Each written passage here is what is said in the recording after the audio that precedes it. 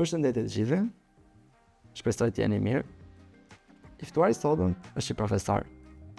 Është një profesor i veçantë, pasi atë nuk e gjen vetëm auditore, por e gjen edhe në prezencë online. Ai është profesor Ervis Trupjan. Profesor për vitesh në Universitetin e Poga dhe në universitete të tjera. Por kryesisht prezenca e tij më e madhe është ajo online, në platforma të tilla si YouTube, LinkedIn, Pluralsight dhe Udemy. Ai aty jep kurset e veta online me temat e programimit. Dhe sot të gjithëve ju fton për ta ndjekur në podcastin tonë. Përshëndetje profesor. Përshëndetje Vit.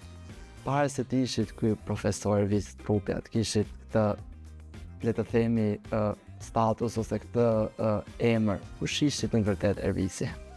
Viti, fillimisht dua të të falenderoj për ftesën, si dhe të duroj për podcastin, jo vetëm ty, po edhe gjithë stafin. Por me dhe ty e zisa më bashkë. Shumë faleminderit. Atë një përshkrim të shkurtër për veten time, para se të filloja, po themi, si ishte edhe ti profesor, para se të jem profesor Ervisi, unë jam diplomuar në degën inxhinier matematike dhe informatike pranë Fakultetit të Shkencave të Natyrës në Universitetin e Tiranës në 2010-2015. Karriera ime ka filluar pak para se të mbaroja fakultetin.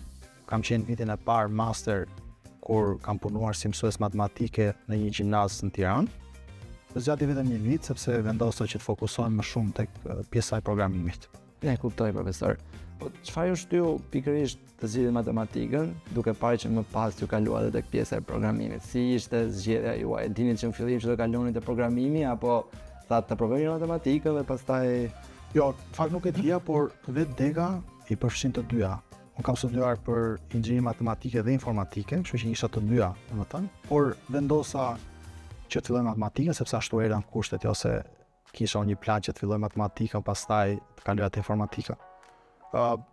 Kalimi te informatika pastaj ishte më shumë edhe zgjedhje personale, edhe vjen pak edhe nga gjendja që ishte tregu në atë kohë, ku sigurisht edhe sot patjetër, domethënë, tregu jepte më shumë prioritet informatikës, po themi, se sa matematikës. Prandaj ndodhi dhe kalimi, po nuk është se kisha një shumë master plan, po themi do të filloj me matematikën, ishte çdo gjë ishte spontane, mund të themi? Spontane. A nuk mendoni, duke qenë se matematika njihet, zakonisht ju adresohet personave, thuhet që janë persona që kanë qejf të zgjidhin probleme. Shikoni veten tuaj kështu si person që do të zgjidhni situata, probleme? Po qenë të zgjidh probleme.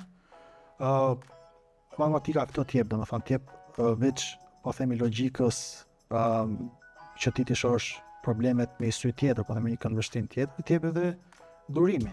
Tjetër, domethënë, po pa të durim zgjidhesh një ekuacion shumë të kujtësuar, vërtet është. Sigurisht që ke durim që të merresh me gjëra të tjera. Është shumë vërtet, matematika ka lidhje të durimin aq shumë, sepse ndodh që për një minus që mund të bësh në fillim të ekuacionit, ikën në gjitha poshtë dhe fillosh nga e para. Për eksperiencën tuaj si mësues, ju tha që kishit bërë një vit mësues gjimnaz dhe më pas tani jeni profesor në universitete. Si është, si u futët, si ishte kjo qasja juaj ndaj kësaj? Domethënë, pasi më kam 10 vite që jam në industri, po themi, edhe kur arrin 10 vite, pavarësisht se programimi është fushë shumë dinamike, gjërat fillojnë të bëhen monotone. Edhe në programim, domethënë. Kështu që për ta ndryshuar pak atë monotoninë time, vendosa që krahas punës që bëj të lodhen çdo ditë, ndryshoj pak në ambientin. Të jem pak më shumë kontakt me njerëzit, dhe ku kam më mirë se sa të kesh kontakt me studentët që janë plot energji, plot ide. Kjo dëshirë e studentëve, se siç e thatë ju, qoftë tregu atëherë ka qenë i hetur, le të themi, për pjesë të teknologjisë, zhvillimi dhe vazhdon të jetë, sepse është një drejtim ose një degë që vetëm zgjerohet edhe ka pafund mundësi për ditë. Si është për ju si pedagog të shikoni studentët që kanë kaq shumë dëshirë? Nuk është diçka që mund ta shpjegosh, është një gjë që ti e kupton vetëm kur je përballë tyre dhe merr feedback, sidomos për shembull kur shpjegon diçka dhe orës tjetër se që ato kanë kuptuar, ose të bëj një pyetje pak më të avancuar se ajo që ke shpjeguar. Është një gjë që mua personalisht më jep shumë kënaqësi. Më jep shumë kënaqësi sepse e din që të ato student ke ndikuar, domethënë, fituar share zakonisht shumë. Për ca mund të kesh ndikuar vetëm thjesht marrin lëndën ose ku dion dhe ato do profilizojnë diçka komplet tjetër, por ka student që nuk e kanë patur, po themi, shumë qejf programimin mund të bësh shkak që ato ta kenë qef programimin, apo ka student për shembull që mund frymëzojnë që ato nesër pas nesër t'i futen fushës arsimit, edhe t'jenë ato që kontribuojnë që studentët tjerë, po themi, të futen në fushë ndryshme. Edhe mendoj që realisht kjo është një ndër motivet ose një ndër pasionet më të mëdha të qenit pedagog. Personalisht e shoh edhe në biseda që kam bërë me pedagogë të tjerë, qoftë në podcasti, qoftë jashtë, e kam parë që ky është një mision shumë fisnik, le të themi. E shikoni, çfarë është diferenca midis një programuesi të mirë, një programuesi që sapo ka filluar dhe një programuesi që është gjeni, le të themi. Ku është se jeni edhe vetë i fushës. Po, një programues i mirë mendoj që megjithëse edhe unë them që kam kaluar ato fazë, domethënë nga fillimet e mia deri tani, një programues i mirë ose një programues fillimet e veta mendon vetëm se si të zgjidhë problemin që ka për momentin apo për atë ditë apo për atë javë, le të themi. Ndërsa një programues shumë i mirë nuk mendon vetëm për atë problem, por mendon edhe çfarë probleme të tjera mund të dalin, sepse ti zgjidh një problem, po mund të krijosh edhe probleme të tjera.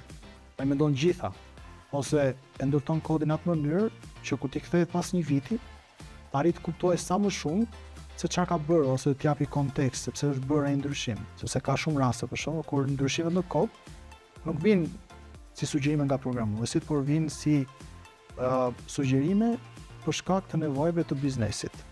Dhe gjitha këto sugjerime, po them, gjitha këto ndryshime sigurisht vijnë edhe pas takimeve, pas mbledhjeve, jo vetëm midis programuesve, por programues dhe njerëz biznesit, programues dhe testues e tjerë. Me gjitha këto, jo, sigurisht që të bësh një paragraf, po themi tek pjesa e kodit, por duhet të japësh sa më shumë kontekst, qoftë tek emërtimi i metodave, qoftë tek emërtimi i klasave, po themi gjitha këto, domethënë, duhet të jetë sa më i qartë. Për veten tënde, por sigurisht duhet mendosh gjithmonë edhe të vinë dikush tjetër. Pra, ndodh realisht që për programuesit është e sikeshme këto takimet me njerëzit që janë jashtë fushës, se duket sikur presin që të kenë një tekst aty, presin që të jetë diçka e lexueshme. Më shumë ndodh, sidomos kur personat që bëjnë takime me klientët nuk kanë lidhje me programimin dhe bëjnë premtime që ti kur si programues i gjon, domethënë çuditë dhe thua si do e bëjmë këtë tash, e ka premtuar, ose e ka thënë për shembull, jo vetëm që do e bëjmë, po do e bëjmë për një javë. Tani do të thërisht që kjo do një vit, po do bëjmë sikur do e bëjmë për një javë. Profesor, ju jeni i mirënjohur, le të themi, dhe ndër të parët, me sa kam parë unë, që jeni marrë pjesën e kurseve online. Po. Pra, jo vetëm të postosh, po të ndërtosh kurse të mirë, filtra, të cilat japin njohuri dhe japin studentëve rreth temave të saktuara pra të programimit, japin shumë dije. Dhe puna që keni bërë është fantastike. Keni vite në treg, nuk është jeni të rinj le themi, dhe ja keni marrë dorën. Por çdo gjë ka pas një fillim. Po, patjetër. Si ka qenë fillimi për ju? Si u futët? Dhe kjo spontane ishte? Edhe kjo spontane. Domethënë, pasi lash, po themi, arsimin e mesëm, domethënë në simdhënien e arsimit e mesëm, më dha mundësia që unë do punët e para që të bëja ishte që të zhvendosesha në Gjermani dhe punoja atje si programues. Ndërkohë që isha atje, unë doja që të bëj diçka dhe jashtë punës, që do të më jap punë të tjera. Po isha fillimet e mia sigurisht që eksperienca ime nuk mjaftonte sa kisha filluar. Dhe doja që të bëja diferenca. Mendova që meqense nuk di, po them shumë, po ato pak gjëra që di, t'ja shpjegoj të tjerëve, t'i hedh forma tutorialeve në YouTube. Domethënë, edhe në këtë mënyrë të bëj diferencë kur të aplikoj për punë të dyta, të treta online, si programues freelancer. Zgjodha YouTube-in për shkak se YouTube-i sigurisht që është hera falas, po thjesht mund të bësh një kurs ta hedhësh e ta reklamosh. Shumë thjesht fal. Po kështu ka qenë, domethënë thjesht për të mbushur, po themi, kohën pas pune apo fundjavat. Dhe realisht tani jeni rritur goxha.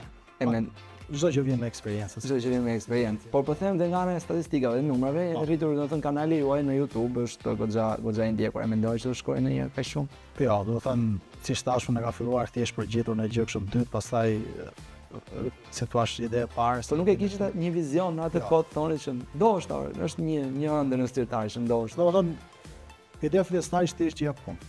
Okej. Nuk kisha fare në të. Pastaj kur unë bëra video, fillova gjete punë, dhe në hapi dytë çfarë do bëj tani. Dhe në hapi dytë për mua ishte jam që jam se mos ta hedhin platforma më të njohura, Për të njohur, po. siç janë LinkedIn Learning, Pluralsight, një më shumë nga ato që janë të fushës IT-s po themi. Do ndalen tek ato. Po. Edhe Udemy, domethënë, gjitha këto ishin pastaj janë që jam po i bëj, pse mos i hedh. Si reaguan njerëzit? Njerëzit e parë që pan ato, ose qoftë njerëzit rrotu teje se... Ishin pak skeptik, edhe vetë unë isha skeptik, domethënë, Në çfarë sensi skeptik? skeptik sensin që nuk isha mësuar kur që të regjistroja zërin tim. Okej. Edhe kur ka filluar për shumë të regjistroj videot e para, po të shkosh në YouTube, te kanali domethënë, të shkosh ti sortosh videot, ka video më e vjetër, do shoh që 2 videot e para janë pa audio. Ti shkon vënë ca background music, muzikë kështu background. Okej. Arsyeja për këtë nuk është se ishte çështje kreativiteti, po themi, po ishte thjesht unë kisha shumë siklet si thua që flisja. Sa filloja flisja me këtë zëri kështu. Me zë flisja do ishte shumë sikletshme. Bëhesha kështu i ndjesh dhe pastaj tash. Po e lë fare po fut background music. Po da background music, pastaj te e treta, po do shohësh, po të shohësh po themi videot e fundit. Mendoj që duhet të shohim të gjithë. Janë shumë, se por Jo, mendoj që duhet të kthehemi mbrapa të shikojmë sepse është një mesazh që mund të jepet që avash avash, domethënë ju keni arritur të në thonjza luftoni me ato sikletet tuaja. patjetër. Për të bërë ato. Qose videot e parë jo vetëm që kisha sikletin e headphones, kisha edhe sikletin e scriptit, e shkruaj gjithë scriptin për presje. Edhe presje po të harroja, duhet ta shtoja që ta ndija ku të ndaloja se të merr ajo, domethënë fillimet si thosh, janë që vështira. Por çdo tani thjesht di temën për cilën do flas dhe nuk është se harxoj shumë kohë për skriptin. E lë thjesht vin aty shumë gjëra, domethënë dhe më mirë dhe më shumë. Ke menduar që edhe për këtë ndoshta të bëni një kurs ndryshe le të themi. Nuk e isha menduar, por ai që fillosh. Si është dita për një person që merret me këtë aktivitet, duke qenë se jeni edhe pedagog, jepni edhe mësim dhe normal keni ato angazhimet tuaja, qoftë orare, por qoftë edhe pedagogjia në fakt zë pjesën më të vogël të ditës time. Okej. Po them si profesor këtu te Poka dhe tek Universiteti i Tiranës. Pjesën tjetër ditës se kam programim dhe ose le të themi e ndaj 60% po them programim, 40% krijim kursesh online. Edhe te krijimi i kurseve, siç e përmendëm më lart, domethënë nuk është se jam mjaftuar vetëm me YouTube-in, po pëlqen që të bëj disa kurse paralel ose kem pak ngarkesë, vetëm ashtu jam shumë produktiv. Po të kem vetëm një gjë, do mikin dita ose do bëj çdo gjë, do jam mësues që të kem ngarkesë të jem sa më shumë produktiv. Po kurset janë të njëjta në të gjitha platformat apo mundohesh të kanalizosh në bazë të platformave? Janë të ndryshme. Për shembull te platforma LinkedIn Learning nuk e zgjidh fare unë temën, domethënë është LinkedIn-i që sheh për çka ka nevojë, po thënë audienca dhe sugjerojnë tema. Sigurisht unë kam thënë për shembull që mund të bëj kurse për një gjë të caktuar, ato më japin tema, lidhem me atë temë. Se ka dhe kurse po themi për Photoshop, gjëra kreative. Por secila platformë ka kurse komplet ndryshe, por logjika mbetet gjithmonë e njëjtë, kuptimin që te secili kurs unë ndërtoj një aplikacion nga fillimi deri në fund. Dhe këtë e bëj për shkak se kur unë isha pa themi student dhe dëshija kurse, kjo gjë mungonte, më thënë, kuptimin që fillonte për shkak kursi, bëje 3 gjërat e para, pastaj ose ngesa aty, ose do është super e vështirë. Super vështirë, domethënë. Edhe po kur, pothuajse kur, thasë nuk është se kam parë gjithë kurset, nuk është se kishe një rrjedhë logjike që ta fillosh nga laptopi, nga gjë bosh fare, trosh një projekt bosh, pastaj ti shtosh komponentët me radhë deri kur ti të program ta nxjerrësh online që ta shkruaj gjithë tjerë. Edhe unë po bëj një bisedë para janë 2 ditësh me një shokun tim. Të dy kemi qenë në gjimnaz për profil elektronik, vetëm se unë vazhdova për softwareika, ai vendosi të ndryshonte për degën e ekonomisë. Problemi ishte sepse po diskutonte, po thoshte që si çdo kurs programimi që kishte ndjekur, fillonte lehtëshëm, hapat e parë, okay, e ndiqje dhe pastaj një moment thjesht ishe duke krijuar diçka shumë abstrakte që dhe si arrinim aty. Dhe i thashë ke të drejtë, ke shumë të drejtë, por tani mendoj që do shkoj t'i sugjeroj një nga kurset tuaja për që ndoshta ai do ndryshoj këtë mendimin. Si presin studentët tu këto kurset? Ju pëlqen. I ndjekin? I ndjekin, po. Ato që fillojnë ndjekin. I ndihmon dot pak ky kursi tek degët që bëjnë sepse kurset tuaja programimi janë pak specifike, le të themi, por jo të gjithë kurrikulat universitare i mbulojnë ato. Po. A ndihmon ndoshta edhe nëse kanë mbulon kurrikula? Po, i ndihmojnë sepse ato Do thënë, gjatë kursit do ndërtojnë dhe një projekt, dhe këtë projekt mund ta hedhin për shembull për platforma siç është GitHub, që pastaj i ndihmon që të aplikojnë për internship për punë. Domethënë, ka shumë student që shkruajnë për shembull që kursi jot më ndihmoi për gjetur punë apo më ndihmoi për gjetur internship, që përgjithsisht feedback është pozitiv. Po themi vetëm në Udemy që ka më shumë akses që të shoh vlerësimet e gjitha ato.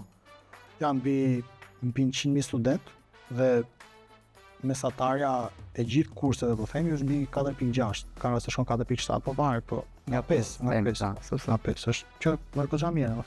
Dhe unë kur po kërkoja për ju, i vura re të gjitha këto dhe në platforma të tjera dhe thash, okay, sepse ka 2 anë që bëhet shpjegimi nga çdo pedagog. Pra është anë teknike që unë padyshim nuk e vej ndyshim që ju e keni atë pjesë, por ka të bëjë ana e mësimdhënies. Sa e rëndësishme është për ju kjo pjesa e të shpjeguarit.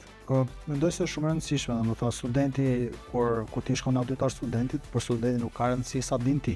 Sigurisht ajo është e rëndësishme, por më rëndësishme akoma është sa ti arrin ti përçosh studentit, sepse aty nuk je për treguar që ti di, je për treguar se sa do mësoj studenti, po themi. Thënë që ti mund të jesh gjeni, po nëse këtë që ti di nuk e përcjell, shumë mirë për veten tënde, po çanci ka për studentin.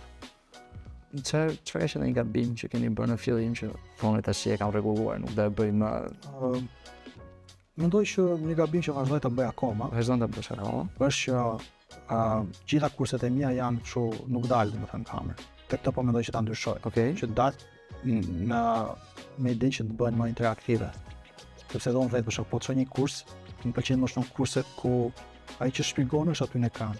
Qoftë një kështu kuadrat vogël aty diku banë, se mjafton tjetër. Keni background ndryshe?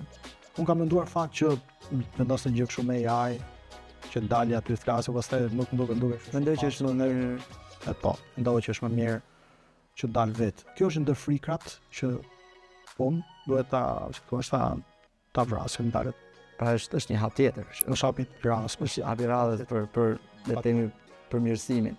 Ndodh ndonjëherë që të lodhin këto kurset, domethënë jo të lodhin çështja e editimit, po të lodhin se bën gabim për shembull edhe detyrish ti rishohësh projektet kur ai studentët thua kjo s'është e qartë.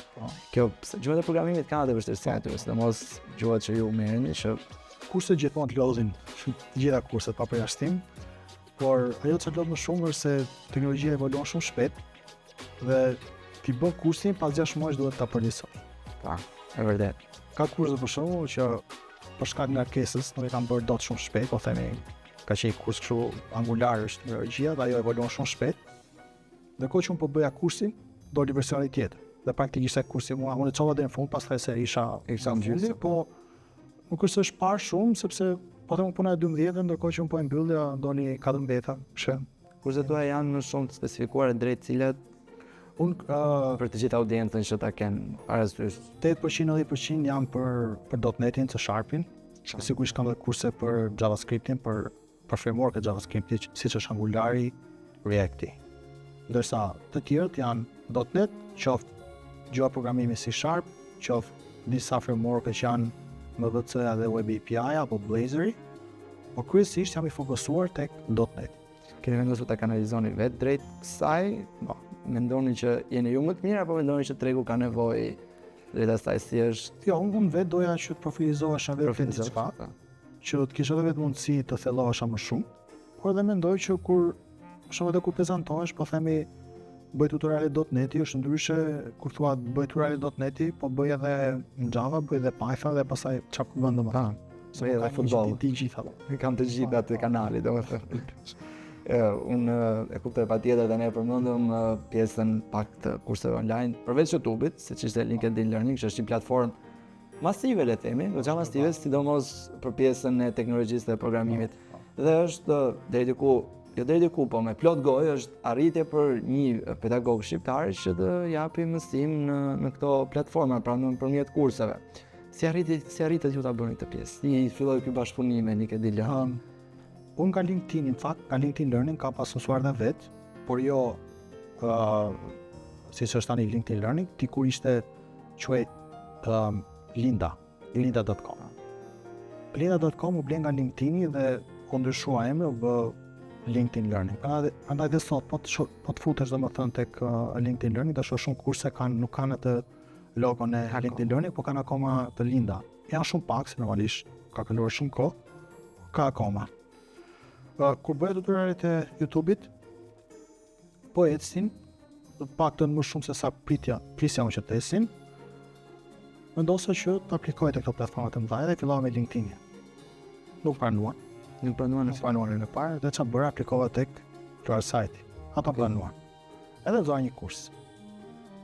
Si zora një kurs tek Pluralsight, thash po provoj prap LinkedIn. Po tani, jo vetëm që bëra aplikime, por shtova edhe që unë jam autor tek Pluralsight, që ato janë konkurrent. Pa, planuan. okej. Dhe kështu filloi. Pra da ka nevojë se pyetja me radhës që po vinte ishte çfarë duan nga i pedagog që të pranojnë, po me sa duket pas ka nevojë që të shkosh një herë tek rivali që ti kapi pak kështu sedra le tevi edhe t'u pranojnë. Bëhet fjalë edhe për fillimin e karrierës, nuk është se kisha shumë eksperiencë, kështu që aty aplikojnë me mira dhe mira autor. Siç duket, aftësitë e mia nuk kanë sy në atë kohë, themi, kështu që. Dhe më vonë panë që përderisa të kishte pranuar dikush tjetër. Funksionon kjo në pjesën e marketingut edhe ndoshta pedagogët e tjerë të marketingut mund na tregojnë dhe më mirë logjistikën pas kësaj. Pse është punosh në platforma kaq të mëdha? Se ka edhe platforma më të vogla, po këto janë ndër më të mëdha dhe është pak përgjithësi. Për mua eksperiencë më e mirë paktën nga këto platformat e mëdha ka qenë me LinkedIn, kur unë shkoja tek studiet e tyre, Kaliforni, e bëja regjistrimet e kurseve atje. Pra ju keni bërë regjistrime dhe në prezencë. Po, domethënë që nga pandemia e këtej i kemi bërë për gjithë autorët, i bëjnë remote dhe kurset. Regjistron kursin, ja dërgon atyre, ato merren me editimin me gjithë. Ndërsa kurset para pandemisë, ato i ftonin gjithë autorët dhe shkonim atje, domethënë bënim regjistrimin nëpër studiet e tyre me producentët e tyre, që shumë nga ato producentë, për shembull, ishin producentë që kishin prodhuar dokumentar për Hollywoodin, për National Geographic, domethënë njerëz shumë të tjerë, domethënë. Edhe kam mësuar jashtëzakonisht shumë sigurisht. Mund ta tregosh pak më shumë për eksperiencën në këto studiot, ose të merresh me programues të tjerë, të takosh producentë të tjerë, sepse njohësh njerëz që janë të fushës tënde, por jashtë fushës tuaj janë. Aty për shembull, sigurisht ndihesh shumë komod, sepse ato vetë të bëjnë që të ndihesh komod. Studiot janë jashtëzakonisht shumë të mira, që nga studiot ku bëhet regjistrimi fillestar, po themi i video, por ka dhe studiot që janë specifike ku ti del, po themi, para kamës dhe i ke gjitha mjetet, gjitha llojet e dritave, gjitha kushtet që dalin sa më shumë cilësor. Por ajo çfarë bën më interesante sigurisht nuk janë këto, po themi, dritat e kushtet, janë persona me të cilët ti punon. Dhe kur ti kërkon emrin e dikujt dhe sheh që ai ka bërë për një dokumentar shumë njohur për Netflixin apo për Hollywoodin, sigurisht ndihesh mirë që të dhamë të punosh me këto njerëz. Po, sigurisht. Veç kësaj, her pas here ato sillen dhe njerëz teknik, sepse LinkedIn-in e ka blerë Microsofti, edhe Microsofti shumë sillet inxhinier e vet për tema të caktuara, për shkak që na shpjegonin, po themi, kurrikulën, apo na shpjegonin për shkak konceptet të gjitha këto. Mësoj, domethënë gjithmonë është proces që mëson sigurisht. Edhe kur je një ekspert si puna juaj, përsëri ka gjithmonë vend Patjetër, për gjithmonë. Çfarë mendon që bëri kaq të veçantë që arritë deri këtu? Të mendoj se e kam një tip që po t'i futem diçka, nuk është se e lë, domethënë. Mendoj që mund të arrijë dhe personat e tjerë ose kanë dedikim? Mendoj se po. Domethënë nuk është se tani ka tipa që nuk ju vjen mbar, po themi, shpjegimi. Okej. Edhe mo nuk është se vjen mbar, po ti jesh për shembull këmbgulës, besoj se arrin. Pra këmbgulja është një kyç. Sa rëndësi ka të fillosh herët, sepse zakonisht ne studentët, ndoshta edhe ju vetë e praktikoni në auditoret tuaja, sezon do kem fatin të kem pak më vonë në semestret e mëtejshme, por dëgjohet shpesh pak a shumë edhe në kurse, po edhe në për personat e tjerë që dalin influencer online që thonë duhet fillosh herët. Fillos ta më herët me një projekt, fillos ta më herët të publikosh punën tuaj në për rrjetet sociale ose online, që nësi kanë në platformat të ndryshme. Ka të bëjë shumë? Ka të bëjë sigurisht, por unë personalisht e kam filluar vonë, po them me standardet që dëgjojnë internet, ka filluar programimi që ja futur tamam, po themi semestër të dytë të masterit, domethënë. Në vit të dytë ndjes. Në vit të dytë të masterit. Që thot praktikisht vonë jam me çfarë thon, me standardet. Çfarë thuhet, domethënë jam vonë. Sa më herët më mirë sigurisht, por edhe shumë herët nuk është e nevojshme që të fillosh, sepse njeriu nuk ka nevojë vetëm të punoj. Apo sepse i shoh prindrit që duan të fusin që 10 vjeç e ti bëjnë kështu, Bill Gates i ardhmes. Po sepse nëpër lajme nëpër kështu këto dalin, për shembull 10 vjeçari bëri këtë, thot prindit ta fuzon çunin, për shembull për gocën ta fuz që bëj ajo. Po mendoni që është pak fletimi është. Ato që janë që dalin kështu që 10 vjeçari bëri këto, ato janë tipa, nuk është se janë nuk është norma. India apo të shtyp sigurisht. Çfarë pengon njerëzit që të arrijnë ndoshta të bëhen programues të mirë? Po ndoshta mungesa ambicjes, ka njerëz për shkak që marrin kënaqësi duke shkuar me një punë. Pjesën tjetër të ditës duan ta kanë me shoqërinë, me familjen, me kështu. Ka të tjerë që duan që të dedikojnë më shumë. Është dhe çështje preferencë mendoj unë, domethënë varet ku me kënaqësi. Karutaj.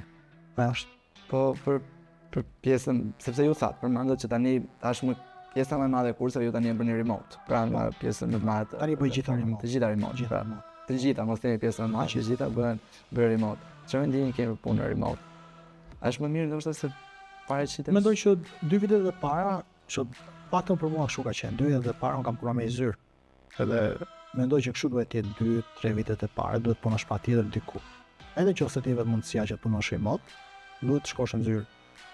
Kjo për shkak se vëllai një farë disipline, për veten tënde, mësosh me idenë që duhet të çohesh, po themi, ta fillosh punën të themi 9, 6, mësosh me orari. Sepse po fillosh që në fillim me pjesë remote, varet se sa arrin ta menaxhosh pastaj kohën, se tek puna remote, po themi, pjesa më e vështirë është menaxhimi i kohës. Ndërsa pasi të kesh marrë bazat, po themi, atëherë kthehesh në një farë mënyrë edhe person që po punosh pa ndihmën e tjerë apo pa mbikëqyrjen dikujt me më shumë eksperiencë. Unë personalisht, kur kam qenë i vogël, kam përdor platforma online si puna e Khan Akademisë, po është rritur goxha, atëherë unë kam qenë në fillimet e veta kur ata ishin duke bërë eksperimentime dhe më ka tërhequr gjithmonë, domethënë, mësimi online, pra domethënë to kurse. Kështu dhe kur isha i vogël e konsideroja. Po pastaj me kalimin e kohës, akoma jam në mëndryshe nëse dua ta përqafoj apo jo si gjë. Tani po ju pyet, ndoshta është pyetje personale se jemi edhe para kamerës, po pyetja ime shumë e drejtë për drejtë, a ja vlen? A ja vlen apo më mirë të vazhdojmë në rrugën tradicionale të mësimdhënies nëpër auditorë? Mendoj se ja vlen, patjetër që ja vlen, sepse për shembull avantazhi kryesor i mësimdhënies online është se e parë nuk i përsërit vete. Për shembull auditor ti do japësh një lëndë, po themi 3 vite, praktikisht 3 vite ti përsërit vete, thjesht kanë ndryshuar student. Veç kësaj është audienca që ti mund të arrish. Shumë me në auditor ti do kesh po themi 50, 100, ja 200 student. Ndërsa online ti ke qindra mijëra student. Shumë po marr vetëm Udemy. Un kam 100 student që janë nga 180 shtete ndryshme. Është rrit shumë i gjerë. Patjetër, për shembull, se të dilte ajo harda, po të fillesh statistikat si autor, del harda, ti shkon ti njëshull atij që se di fare emrin dhe që atij ke ca student. Domethënë veç anës materiale është dhe një gjë që ti shumë kënaqësi edhe nga ana, po them, ndihesh shumë mirë. Ana emocionale. Është çfarë ndikimi ke, domethënë, që s'e ke menduar kur që dikush atje do shkarkoj kursin tënd, do shoj kursit është. Jo e preket pak dhe thatë që është pjesa remote është goxha e vështirë të jesh konsistent. Po. Sa e vështirë është. Ka momente që dhe ju thoni s'po e bëj. Është shumë e vështirë, është shumë e vështirë, sigurisht me eksperiencën gjërat bëhen më të lehta, sepse për shkak fillimit ti do përgatisësh të skripte, do përgatisësh slide e gjitha këto. Me kalimin e eksperiencës këto gjëra bëhen më të thjeshta, por gjithmonë janë sfiduese sigurisht, sepse tani kur ke mundësi të dalësh për shembull pishi kafe apo them, se do rish patjetër të ulesh patjetër këtë gjë. Po gjithsesi, ju përmendet keni shumë studentë në mbar botën, ndoshta edhe ajo ju shtyn. Për çfarë është gjë që mund ta mësosh nga audienca online që nuk e mëson nga audienca në auditore? Audienca online është më drejt për drejt, në sensin që sepse nuk të ka përballë, domethënë po si pëlqeu një gjë shkuan aty komentin ti se një fare. Okej. Ndërsa studentët për shembull janë më të tërhequr. Pavarësisht se mund të kenë për shembull kritika apo mund të kenë sugjerime, rrallë herë i bëjnë. Domethënë janë kjo është mendoj diferenca kryesore. Ai ndonë se ju bën mirë ndonjëherë kur keni ndonjë koment që nuk ju pëlqen kursi? Po, patjetër. Domethënë gjithmonë e shoh me syrin se çfarë nuk i pëlqeu, nuk është se nuk e merr personale. Patjetër, si nuk është. Nuk është se mërzitesh me atë Jo. personin, thonë, unë bëra gjithë Tani, këtë punë edhe Mirë nuk vjen, sepse vjen, e se- di që do okay. komentoj lexove të tjerë dhe Okay. shoh ai do bëj një koment negativ. Është dikush që do ta marrë kursin, lexon aty që lexon komentin negativ, Po. ndoshta se merr fare. e kuptoj. Kjo është në këtë kuptim, në këtë sens domethënë. Por gjithmonë ju kthej përgjigje, mbaj atë tonin profesional ose me kurse. Edhe e korrigjoj te kursi i radhës. Ju keni video dhe i platformë tuaj.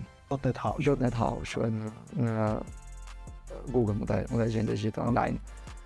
Çfarë ju shtyu që të ngrihet e tuaj?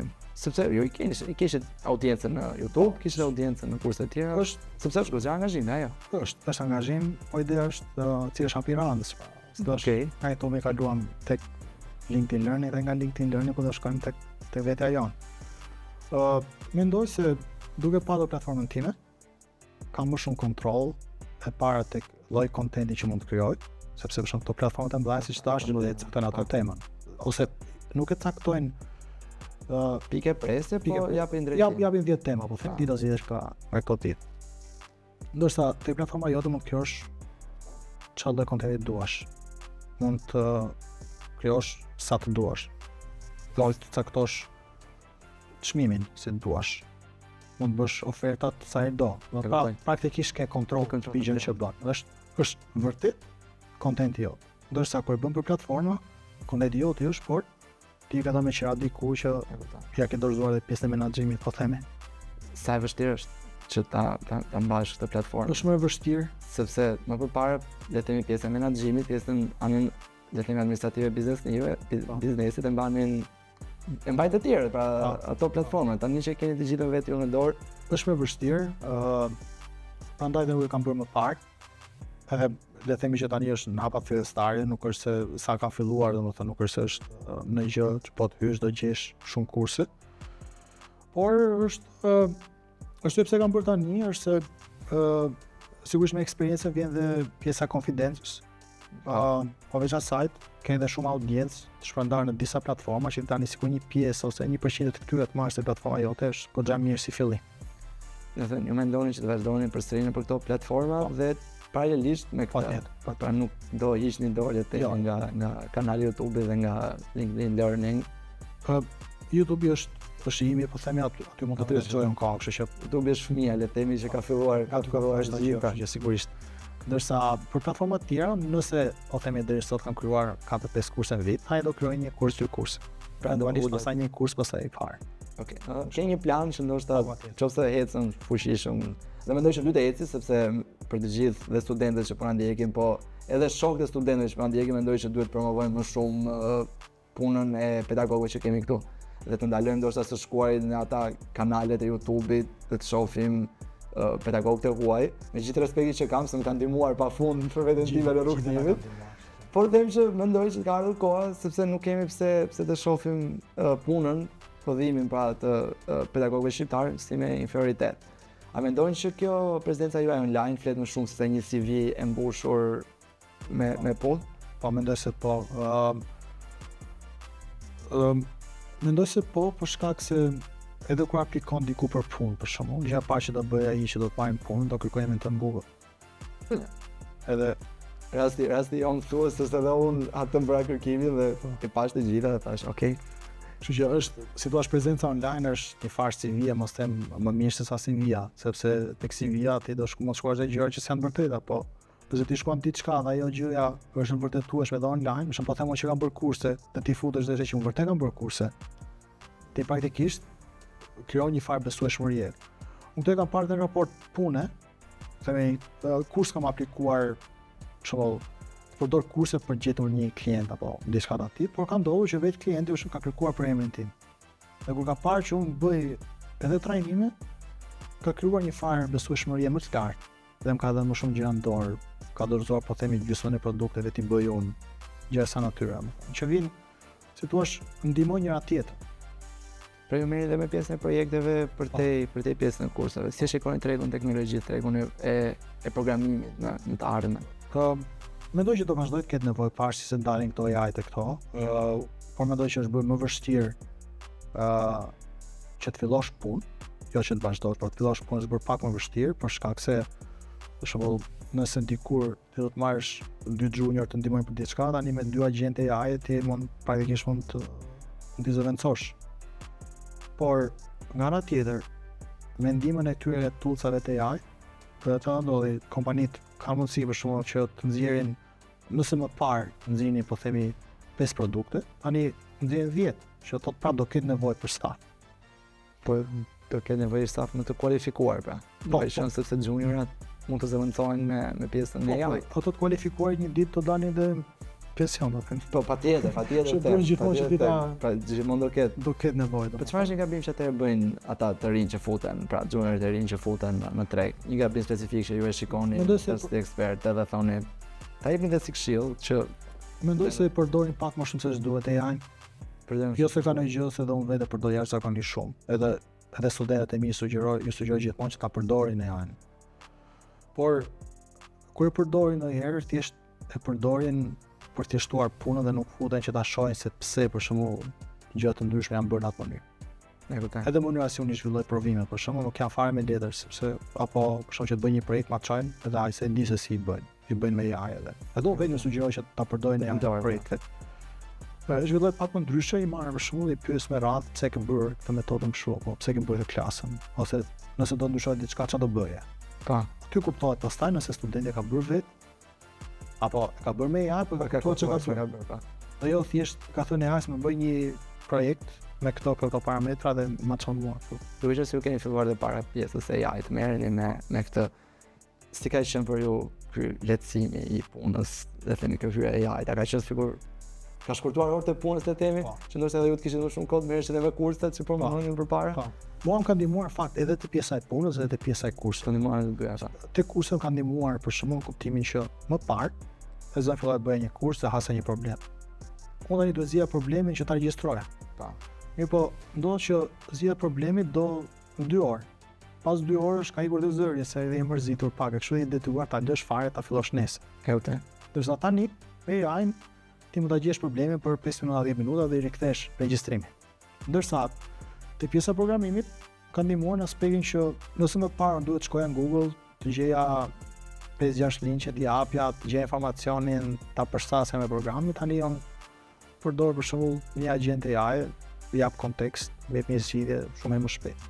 E kuptoj, edhe pastaj e rregullon vetë për shtat. Dhe me qenë se morova, pa them, problemin e parë, ka në dekta problemin e dytë, që thot, nëse më parë zgjidhja 2 probleme në ditë, tani zgjidh 10.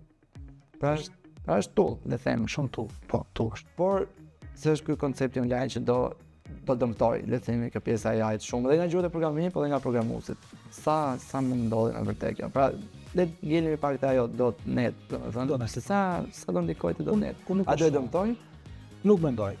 Sigurisht që do ketë ndikim, sigurisht që do ta ndryshojë mënyrën se si ne punojmë. Por kjo gjë ka ndodhur gjithmonë. Për shembull edhe para se dali Google-i, po themi.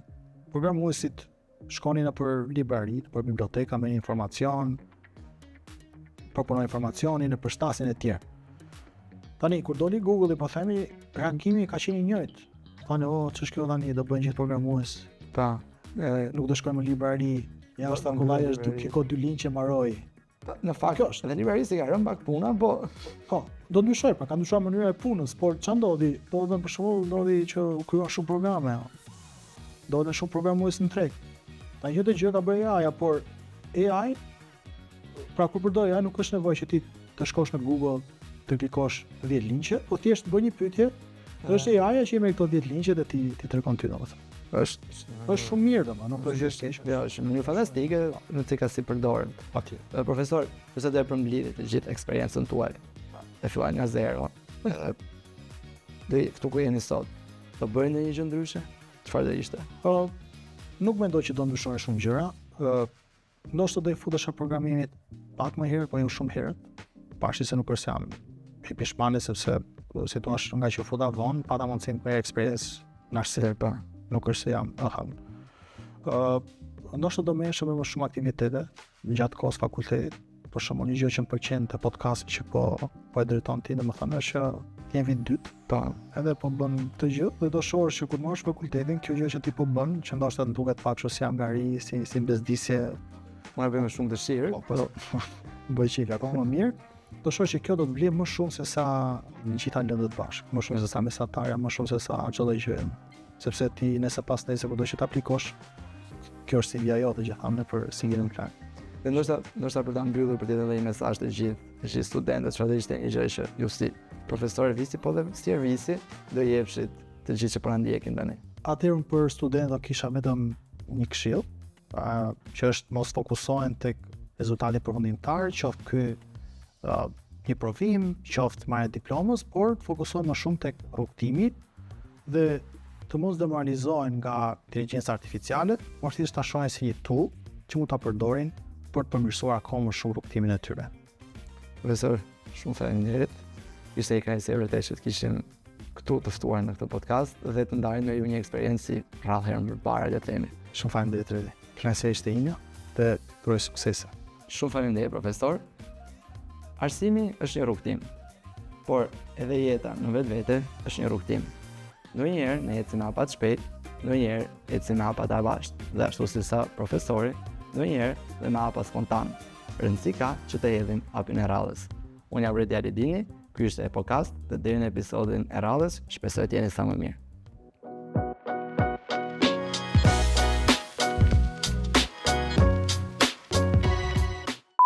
Dhe Universitetin e Epokës. Epoka. Universitetin e Epoka. Sa më ka thënë Mariano këtë mua. Ma ka thënë shumë herë që ta them. Mirë. Prova, ku është prova e 7? Po, dje, pa merak.